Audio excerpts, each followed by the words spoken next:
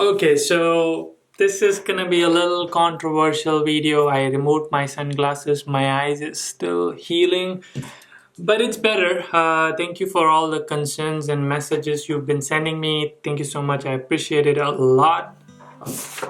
I love this picture of mine. It's with my professor. Okay, so I just want to make a big disclaimer that I'm not an immigration lawyer, so by no means I'm trying to give you an immigration advice. If you really want a legal immigration advice, please consult a lawyer. This is purely based on my opinion, research, and experiences. So basically, I'm trying to say that don't sue me, and if you do, you won't get anything because I already did a disclaimer. Anyway, okay, so now that business is done, let me give you a detail about this video. What I'm gonna do is, I've been getting a lot of questions from you guys on the if I apply to too many colleges, will it impact my visa interview? I have low GPA, will it impact my visa interview?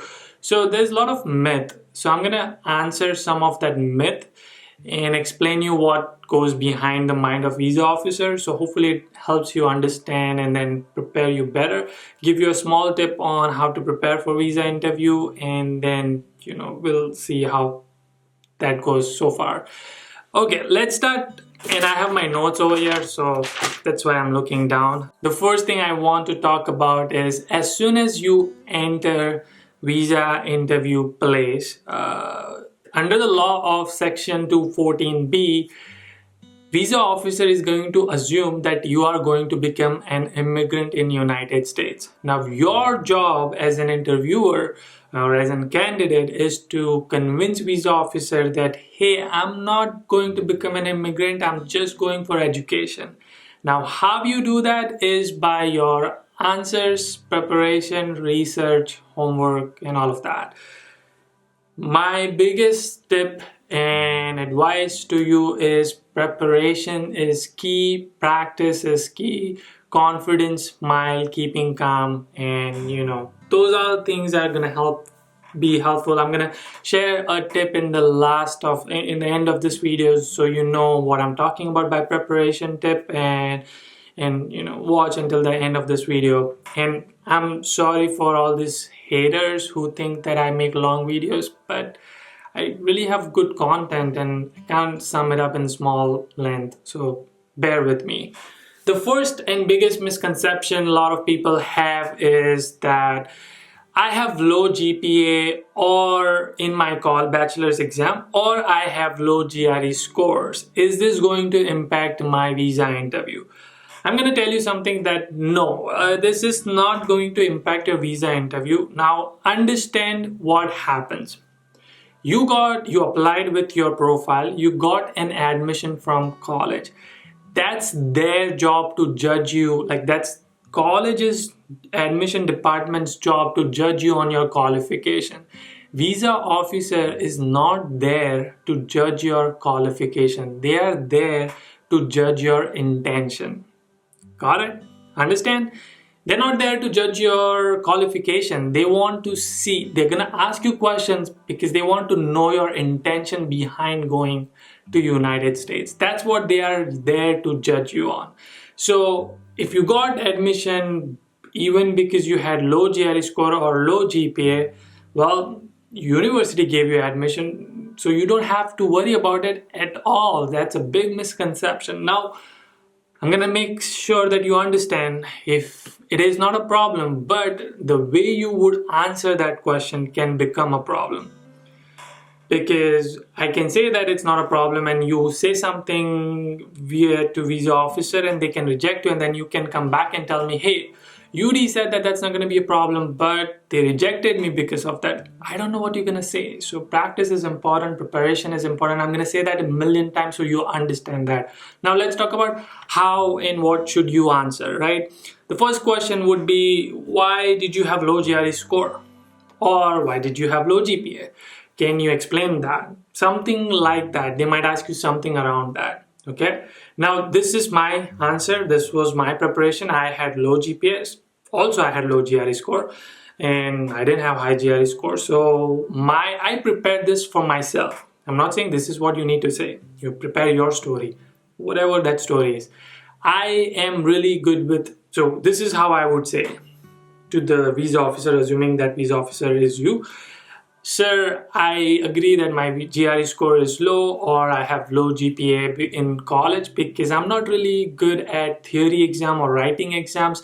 I'm really good with practicals and hands-on experiments and hands-on skill set. I'm really good with that kind of education rather than theoretical and written exam education. So that's one of the reason I have low GRE score, because it's a written exam, and I don't really do well, but I do really well on hands-on and practical exam. And that's why I prefer US based education system, because it's a lot of hands-on experimental education system rather than more theoretical system. Now, obviously, I didn't prepare this for you, so this was very rough and raw, which came out. So I wanted to make sure that you understand what I'm trying to say. You need to prepare that answer for yourself and come up with that story, right? Whichever that story is, you don't have to say the same thing, but confidence and smile and own that answer, because it's about you, it's about your story. They're asking you, why did you get? So you can't be nervous, you can't be not sure about your story, you can't be not confident about your own self. So you have to own any answer you speak. So how you speak matters a lot, and we'll talk about preparation in the end. Next biggest misconception is that I applied to only one college and I gotta admit, and will this be a problem to visa officer? My answer is gonna be no, because why will that be a problem? Yeah, he's gonna probably ask you, why did you only apply to this college? But again, my point is that you were very sure, you did your research and you knew this is the college you want to go, and that's why you only applied to that college and you got it, and now you're going. It's very simple. There's nothing to worry about, there's nothing you need to be nervous about. So your answer to this question, why did you apply to only one college instead of many colleges or multiple colleges? If you haven't watched my videos about universities and research about universities, go back and watch that, because that will help you prepare this answer. And this is my answer to visa officer about why did I only apply to one college. Sir, I did my research and I really couldn't find the coursework which this college was offering. They were offering me multiple flexibilities in my electives like machine learning and AI. I'm really interested in that. Plus, it was giving me offer in specializing in iOS, which is what one of my core strength is. I also have a couple of apps on iStore, and I want to grow in Apple industry, blah blah blah blah blah blah blah. And I talked to a couple of professors, and I really like one of their software engineering principal classes, and I did research that that professor has good research, and I want to be working with him under that research. I also found out that college has couple of good campus clubs, and I really like that they have diversity clubs and Indian clubs and community club and also entrepreneurship club. So this will make me more engaged in the campus activities. So it was a total package which fits my career need and what I really want to do with my master's degree. That's why I chose this college, and that's why I didn't apply to any other colleges, because I really wanted to get into this college.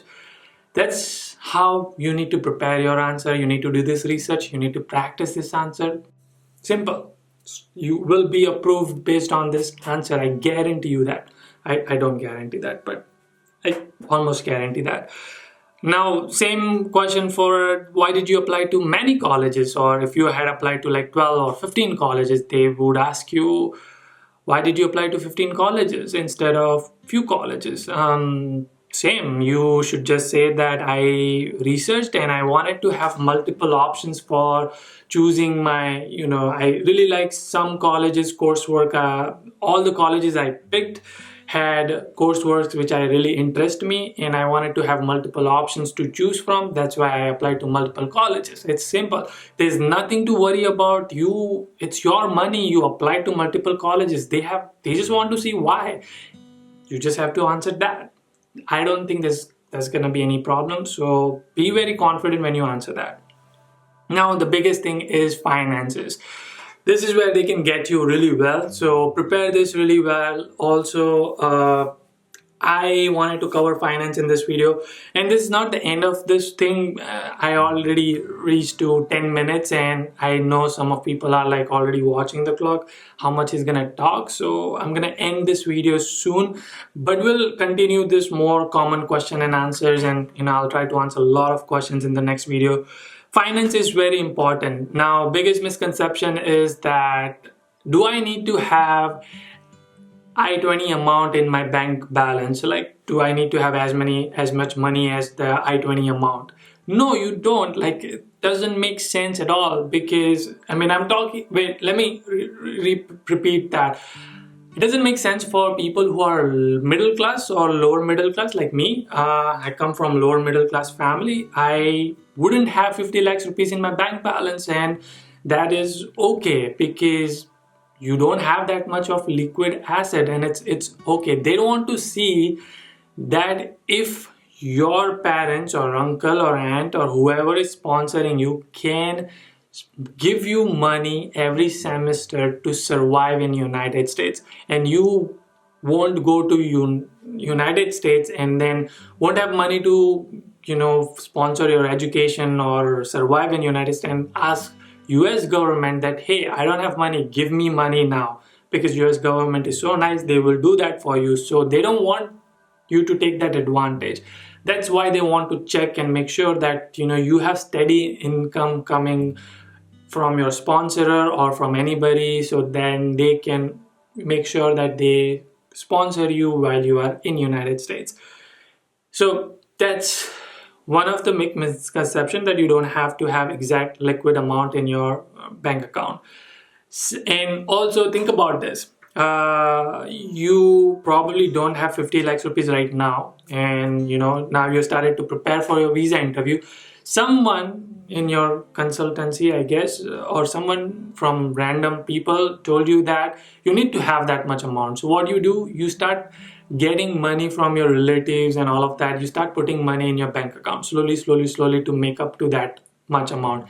It is going to become very obvious if they look at your passbook that all of a sudden this person has started to get like 50,000, 1 lakh rupees every other week. That seems more sketchy than saying that, well, my parents make 12 lakhs per month, per year, or whatever that amount is, and he should be able to sponsor, and also we have savings and fixed deposit and this, so he should be able to sponsor me. So basically my point is that you don't have to have that much money, and that's a big misconception. Now, biggest question comes up to sponsorship. My parents didn't sponsor my education. My uncle sponsored it, and that also not my dad's brother. It was my mom's sister's husband, Masa. So he sponsored my education, right? So you have to understand that it's okay for someone else to sponsor your education, but it's your family. That's why they are sponsoring your education. They want to know why. Why someone else is sponsoring you but not your parents? Now, this is where your answer and preparation and research is going to help you say this answer really well. What I did, when they didn't ask me this question, but if they would have asked me this question, I would have said, my uncle is sponsoring this visa for me because my family is really close with my uncle's family. My uncle is like second father to me. He really believes in my dreams and aspiration, and he really wants me to succeed in my career and vision which I have for my master's degree and things which I want to do with my degree. So that's why he wants to support and help me with my education and fund me and sponsor my education. That's it. It's very simple. You have to practice that. You have to be having smile, confidence, and all of that. So if you say this very well, prepare this. Of course, I have not done this preparation. I did all of this like 5 years back. And this is answers from them.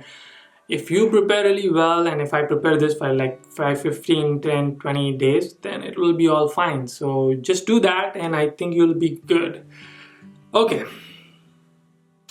I think that's pretty much it for this video. Already crossed 15 minutes, and oh, sorry, not this 1 minute. Okay, grab your phone right now. Grab your phone, whichever phone you have, doesn't matter. Go to voice recorder, something like this, records the voice. What you should do after watching this video is that I said at least 6 questions or 7 questions. Take those questions. I made like 4 or 5 other F1 visa interview videos. There are questions in that as well. There are many people who are making F1 visa interview because I think it's a season. So everyone is talking about F1 visa, and you will find online multiple F1 visa interview questions. Note down all the questions. Take your phone. Let's say the first question is, why did you select this university? What you need to do is, you need to click on this and just start saying your answer. I selected this university because I really like the coursework and the flexibility they provide in the university. I really want to specialize in iOS industry, and they have multiple courses on iOS. Also, I talked to a couple of professors who are specialized in software engineering principle, which is also one of my core interests in computer science. And I talked to international department and found out that they have nice diversity campus clubs, and I want to be part of some of the clubs so I can be engaged on campuses, blah, blah, blah. Whatever that answer is, stop that, and then, it got recorded. You just play. I really want to specialize in iOS industry, and they have multiple courses on iOS. Also, I talked to. So now, when you said that answer, you listen to that answer and see how nervous you are, how many ums and uhs you have. All of that tried to clarify that. Practice this until you feel yourself that you are super confident. Once you do that, in the next video, I'll give you another tip. That's it for this one. Until then, keep smiling and keep hustling.